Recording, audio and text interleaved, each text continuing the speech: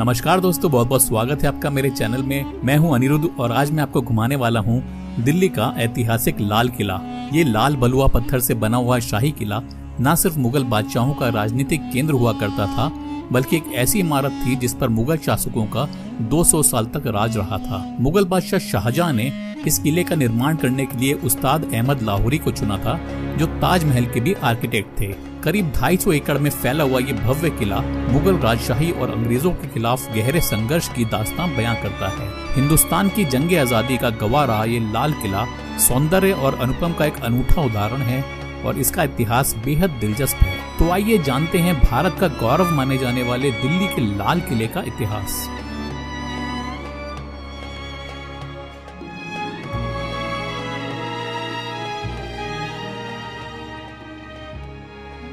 मुगल बादशाह बाबर की 7 पीढ़ियों ने शासन किया था और शाहजहां जो थे वो 5वें मुगल बादशाह थे। उन्होंने 1628 में आगरा की गद्दी संभाली थी और आगरा को राजधानी बनाया गया था। तो राजधानी पहले आगरा हुआ करती थी।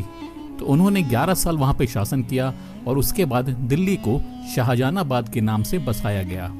दिल्ली जो है वो 6 बार उजड़ी है और 7वीं बार में बस पाई थी शाहजहानाबाद के नाम से। इस किले को बनाना शुरू किया गया था 1639 में। तो 1639 से 1648 के बीच में ये किला बनकर तैयार हुआ था 9 सालों में। ये किला जो है 2.41 यानी कि 2.41 किलोमीटर के एरिया में फैला हुआ है। और ये जो एरिया मैं बता रहा हूँ आपको, ये पेरीमीटर में है यानी कि परिमाप में है।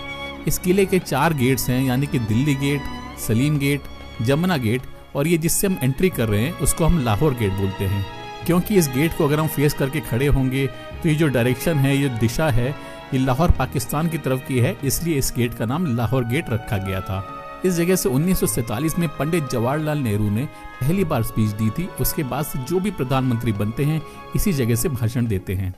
यहाँ पर हमारे नेशनल फ्लैग के अलावा एक और फ्लैग लगाया गया है जो है इंडियन आर्मी का फ्लैग, जिसको रोज सुबह आर्मी लगाती है और शाम को उतार लेती है। ये है चत्ता चौक मीना बाजार। शाहजहां की 2 बेटियां थी, रोशनारा और जहानारा, और ये मार्केट उन्हीं के लिए लगाया गया था। इस मार्केट में लेडीज आइटम बिकता था, जैसे कि ज्वेलरी हो गया, डायमंड्स, पर्स, बर्तन वगैरह, इस तरह की चीजें यहाँ पर मिलती थी। तो लेडीज यहाँ पे बेचती थी और लेडीज ही इनको खरीदती थी। जेंट्स की यहाँ पर बिल्कुल एंट्री नहीं थी। ये जो बिल्डिंग है ये है नौबत खाना, इसको नक्कार खाना, वेलकम गेट, स्वागत कक्ष, तो इसको रिसेप्शन एरिया माना जाता था उस टाइम पे। इस बिल्डिंग में हर रविवार को सुबह से शाम तक ड्रम बजाए जाते थे, क्योंकि शाहजहां का जन्म रविवार को हुआ था। और आमतौर पे किसी का भी बर्थडे हम जैसे मनाते हैं तो साल में एक बार मनाते हैं, लेकिन बादशाह का जो जन्मदिन होता था वो हर हफ्ते मनाया जाता था। आप जैसे फिल्मों वगैरह में देखते होंगे, जैसे बोला जाता है कि बामुलैजा, होशियार, तो यहाँ से अनाउंसमेंट किया जाता था। इस जगह से जो है अनाउंसमेंट होता था। ये जितनी भी पेंटिंग्स देख रहे हैं आप, ये अलग अलग मुगल बादशाहों के समय की हैं। ये सभी पहले गोल्ड की हुआ करती थी। ये देखिए, इस बिल्डिंग में जितने भी फ्लावर्स आपको दिखाई दे रहे हैं, फूल वगैरह, सब गोल्ड प्लेटेड हुआ करते थे, जिससे कि सनराइज के समय में शाइन कर सकें, यानी कि पूरा उजाला दे सकें, चमकते थे ये सारे। और ऊपर में ये जो 5 खिड़कियां बनी हुई हैं, ये 5 टाइम की नमाज का सिंबल है। ये है दीवाने आम। तो जैसे प्रेजेंट टाइम में सुप्रीम कोर्ट होती है, वैसे ही उस जमाने में कोर्ट हुआ करती थी। ये गार्डन में एक तरफ लेडीज बैठा करती थी और एक तरफ जेंट्स बैठा करते थे। तो इसमें पहले मार्बल लगा हुआ था, जिसको ब्रिटिशर्स ने तोड़ दिया था और बर्बाद कर दिया था।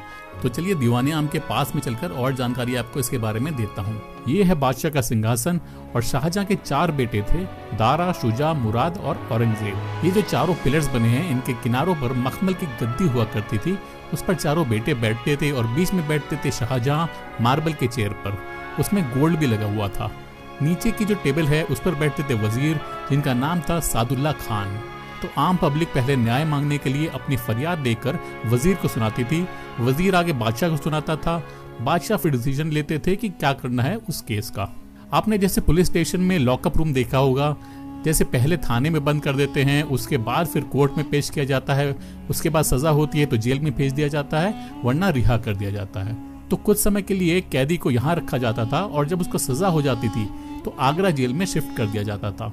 जैसे कि अकबर के दरबार में तानसेन हुआ करते थे, वैसे ही शाहजहां के दरबार में आरफ्यू थे, जो कि ग्रीक नागरिक थे। तो आरफ्यू जो थे वो वायलिन इतनी अच्छे बजाते थे कि सारे यहाँ के पंछी इकट्ठे हो जाते थे।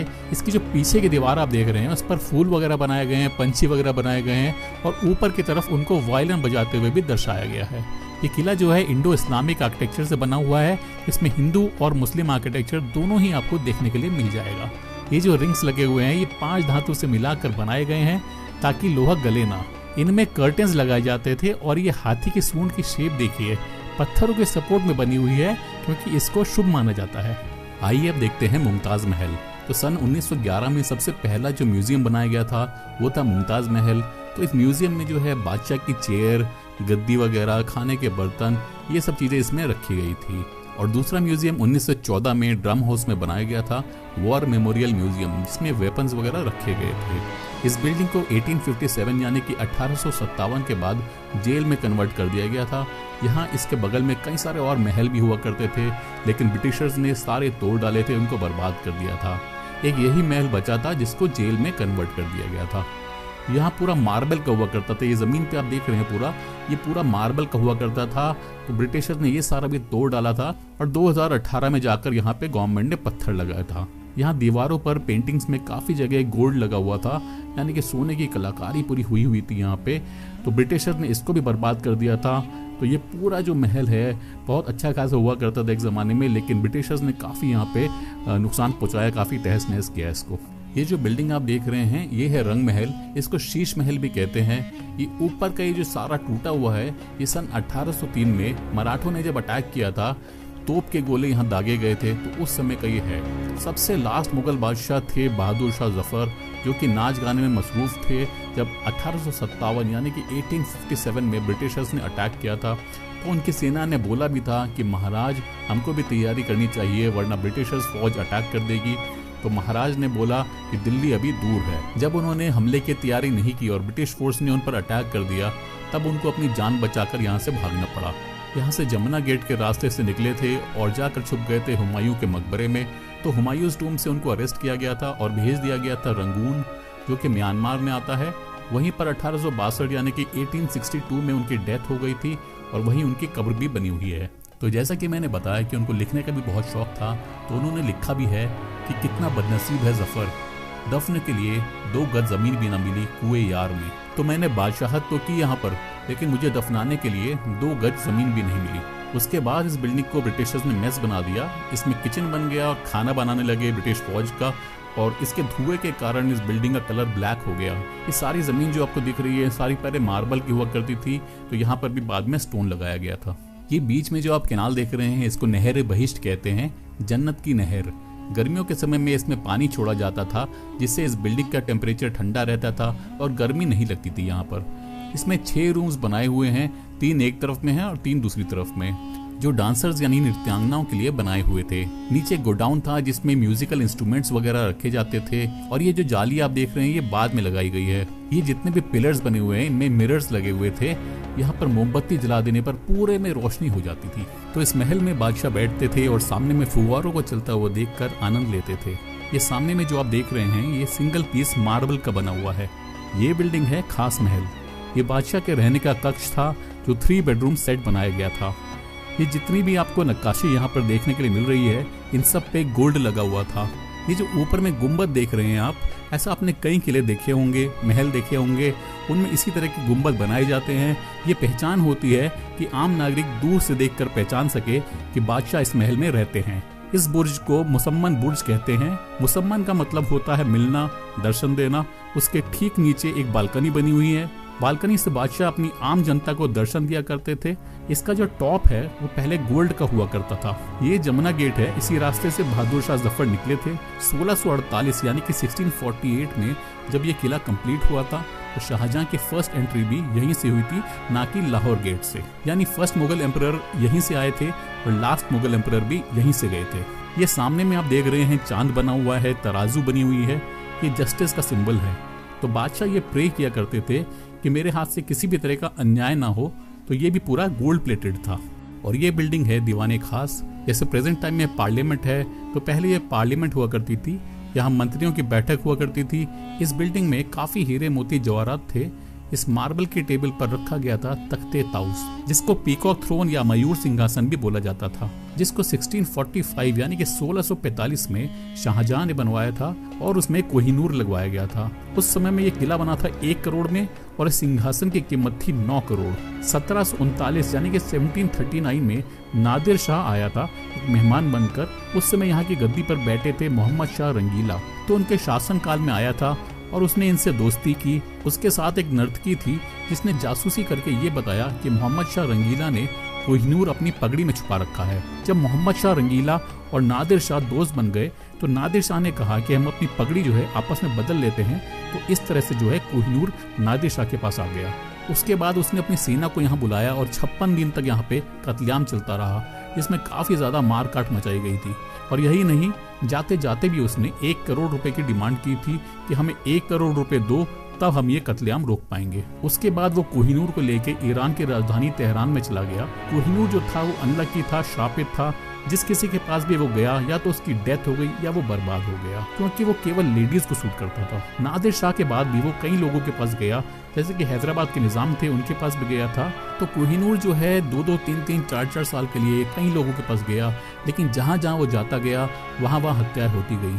आखिरी में कोहिनूर जो है महारानी विक्टोरिया के पास भेजा गया लंदन में, और वहाँ पे मीटिंग हुई और डिसीजन ये लिया गया कि कोहिनूर की वजह से पूरी डायनेस्टी खत्म हो गई थी, तो इसको जो है बीच से क्रश कर दिया जाए, तोड़ दिया जाए। उसके 5-6 टुकड़े हुए, जिसमें आधा कोहिनूर महारानी एलिजाबेथ के क्राउन में और आधा वहाँ के म्यूजियम में लगाया गया था। ये जो सामने देख रहे हैं आप, ये है हमाम। इसमें 3 बाथिंग टब बनाए गए थे, 2 गर्म ठंडे पानी के लिए और 1 रोज वाटर के लिए। जैसे आज के समय में हम अलग अलग खुशबू के साबुन यूज करते हैं, वैसे ही उस समय में रोज वाटर इस्तेमाल हुआ करता था। 1658 यानी कि 1658 में औरंगजेब ने अपने पिता शाहजहां को अरेस्ट कर लिया था और अपनी दोनों बहनों को यानी रोशनारा और जहानारा को नजरबंद करके आगरा फोर्ट में रखा था। तो आइए आगरा फोर्ट की वो जगह भी आपको दिखा देता हूँ जहाँ पे औरंगजेब ने अपने पिता शाहजहां को अरेस्ट किया था। ये जो देखेंगे आप व्हाइट बिल्डिंग, ये है मुसम्मन बुर्ज शाहजहां का जेल। शाहजहां को उसके बेटे औरंगजेब ने अपने फादर को यहाँ 8 इयर्स के लिए हाउस अरेस्ट किया। वो किस लिए? क्योंकि शाहजहां एक और ताजमहल बनाना चाहता था ब्लैक स्टोन का, वो बनने नहीं दिया, तो बेटे ने फादर को 8 इयर्स के लिए अरेस्ट किया। सारी फैसिलिटी दी गई, फोर्ट से आउटसाइड कहीं जाने की इजाजत नहीं। और बाद में औरंगजेब ने अपने तीनों भाइयों का कत्ल कर दिया और उनकी कब्र बनी हुई है हुमायूंस टूम्ब में। उसके बाद 1659 यानी कि 1659 में औरंगजेब ने मोती मस्जिद को बनाया अपनी मेहनत मजदूरी से। तो औरंगजेब उस समय कुरान शरीफ लिखा करते थे, टोपियां वगैरह बनाया करते थे और उनको मार्केट में बेचा करते थे। इस मस्जिद को बनाने में उस समय लागत लगी थी 1,60,000 रुपए। ये अंदर से पूरा मार्बल का बना हुआ है और ये जो टॉप देखेंगे आप, ये भी पहले गोल्ड का हुआ करता था। सन 2005 तक यहाँ पर नमाज पढ़ने भी लोग आ सकते थे, लेकिन उसके बाद इसको परमानेंटली बंद कर दिया गया। तो 2 मोती मस्जिद बनाई गई थी, एक यहाँ पे जो औरंगजेब ने बनवाई थी और दूसरी लाहौर के किले में जो शाहजहां ने बनाई थी। यहाँ नीचे में जो आप देख रहे हैं, यहाँ पे लकड़ियां रखी जाती थी और ऊपर लोहे का कुंड हुआ करता था जिसमें पानी गर्म किया जाता था। सामने जो आप देख रहे हैं ये शाह बुर्ज है, बीच में स्लोप बना हुआ है, थोड़ा सा गैप है, तो वहां से यमुना नदी का पानी छोड़ा जाता था इस केनाल में। ये जो बीच में बना हुआ है ये है हीरा महल, इसको बारादरी महल भी कहते हैं। इसको 1842 यानी कि 1842 में बहादुर शाह जफर ने बनवाया था और यहाँ बैठकर वो फिशिंग किया करते थे। ये जो रेड कलर का आप देख रहे हैं ये है कुआं, और ऐसे इस किले में 20-25 कुएं बने हुए हैं, क्योंकि पहले पीने का पानी जो है इन्हीं कुओं से लिया जाता था। और ये जो गार्डन आप देख रहे हैं इसको हयात बख्श बाग बोला जाता है। हयात का मतलब होता है जिंदगी देना, लाइफ सिक्योर करना। तो यहाँ पर जड़ी बूटियां लगाई जाती थी, फल फ्रूट्स लगाए जाते थे और उनसे बाद में दवाइयाँ वगैरह बनाई जाती थी। ये बिल्डिंग है सावन और वो कॉर्नर पर देख रहे हैं आप, वो है भादो मंडप। दोनों एक जैसी बिल्डिंग है, बीच में काफी सारे फाउंटेन्स चलाए जाते थे। ऐसा माहौल बना दिया जाता था जैसे कि बारिश हो रही हो, और बादशाह बैठकर इसमें मौसम का आनंद लिया करते थे। जैसे कि मैंने पहले भी बताया कि बहादुर शाह जफर राइटर भी थे, तो एकांत में बैठ के लिखने पढ़ने के लिए 1842 यानी कि 1842 में बनवाया था ये जफर महल। ये रेड कलर का आपको जो दिख रहा है ये जफर महल है, इसको जल महल भी कहा जाता है। 1947 यानी कि 1947 में इस किले में इंडियन आर्मी आ गई थी और इंडियन आर्मी के रहते हुए यहाँ पे 22 दिसंबर 2000 को टेररिस्ट अटैक हुआ था, जिसमें 2 आर्मी के जवान शहीद हो गए थे और एक सिविलियन भी मारा गया था। और बाद में इसी के चलते जो है आर्मी को यहाँ से हटा दिया गया था 2003 में, और उसके बाद से यहाँ पे CISF तैनात है। तो ये था दिल्ली के लाल किले का पूरा इतिहास। तो उम्मीद करता हूँ कि आपको मेरा ये वीडियो अच्छा लगा होगा, पसंद आया होगा आपको। तो जिस दिन मैं यहाँ पर गया था उस दिन विजय दिवस के कुछ यहाँ पे तैयारियां वगैरह चल रही थी, तो इंडियन आर्मी के कुछ जवानों ने बहुत ही दिलचस्प जो है यहाँ पे पेशकश की है, तो उसको भी मैंने रिकॉर्ड किया इस वीडियो में, तो आप उसको देखकर जरूर जाइएगा।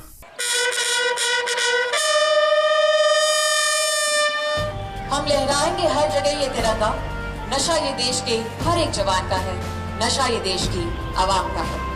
कुछ ऐसे ही भक्तिपूर्ण नशे के साथ मैं मेजर कृतिका पाटिल अपने सह संचालक मेजर करण कपूर के साथ आप सभी का भारत के राजधानी दिल्ली के ऐतिहासिक लाल किले परिसर पर हार्दिक स्वागत एवं अभिनंदन करते हैं। 16 दिसंबर 1971 भारत के इतिहास में वो गौरवमयी दिवस जब देश की तीनों सेनाओं के समन्वय बल और मुक्ति योद्धाओं की सहायता से मात्र 13 दिनों में पाकिस्तान की सेना को आत्मसमर्पण करने के लिए मजबूर हुए। और इस रक्त युद्ध की 50वीं वर्षगांठ के लिए हम सब आज यहाँ एकत्रित हुए। So ladies and gentlemen, अब आप सबके सामने 11 कोठा रेजिमेंट सेंटर के ये जाबाज जवान खुखरी नृत्य का जाबाज पेशकश करेंगे।